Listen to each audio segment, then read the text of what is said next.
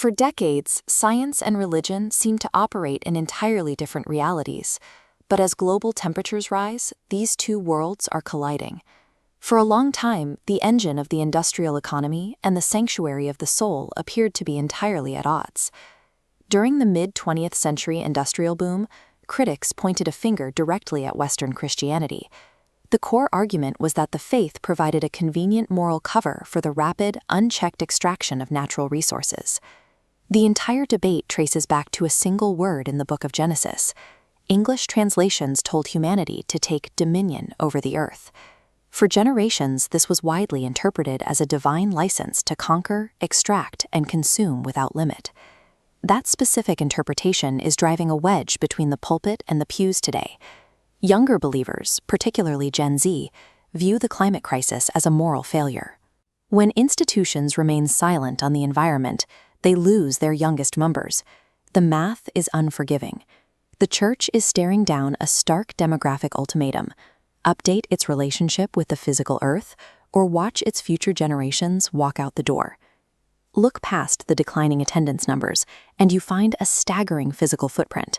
We are talking about billions of followers, millions of acres of prime global real estate, and massive institutional wealth held in endowments. Imagine what happens to the trajectory of global emissions if a 2,000-year-old bureaucratic machine suddenly shifts its immense momentum toward climate action. With these assets in play, the church functions as a global network capable of coordinating action across every continent simultaneously. The catalyst arrived in 2015. Pope Francis released an encyclical titled Laudato Si, throwing the heavy moral weight of the Vatican directly behind the climate movement. He introduced a concept called integral ecology. Look at how these issues overlap on this web. If you map out rising temperatures and severe droughts, they map perfectly onto regions suffering from extreme poverty and forced migration. The argument is that ecological destruction and human suffering share the exact same root cause. At the same time, Protestant scholars began looking back at the original Hebrew texts. They retranslated that controversial word, dominion. In its ancient context, it actually aligns closer to sacred kingship, the duty of a monarch to protect and cultivate their realm rather than exploit it. A new theological consensus emerged across divided denominations. It relies on a very simple logic. If the Creator explicitly called the physical world good, humanity does not possess the right to destroy it. This realignment of doctrine gave thousands of distinct, often divided religious groups a shared moral framework to start mobilizing their collective wealth. You can see this playing out in the physical hardware of the church. Across the globe, historic stone chapels are installing high-tech solar arrays and adopting sustainable land practices, turning traditional properties into net-zero sanctuaries.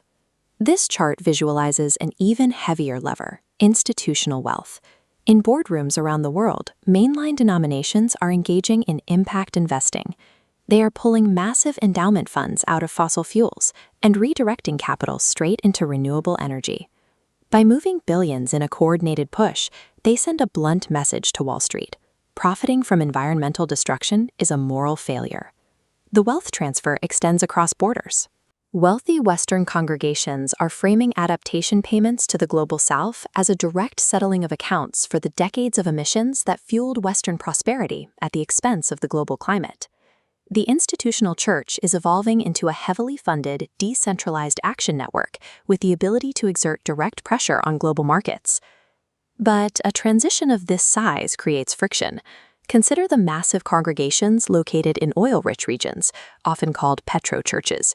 When a local economy relies entirely on fossil fuel extraction, preaching environmentalism directly threatens the livelihoods of the people sitting in the pews. There is also theological resistance. A popular perspective focuses heavily on the end of the world, arguing that the physical earth is biblically destined to burn anyway.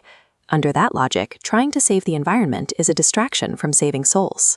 The primary hurdle slowing down this green reformation is rarely a lack of money or infrastructure.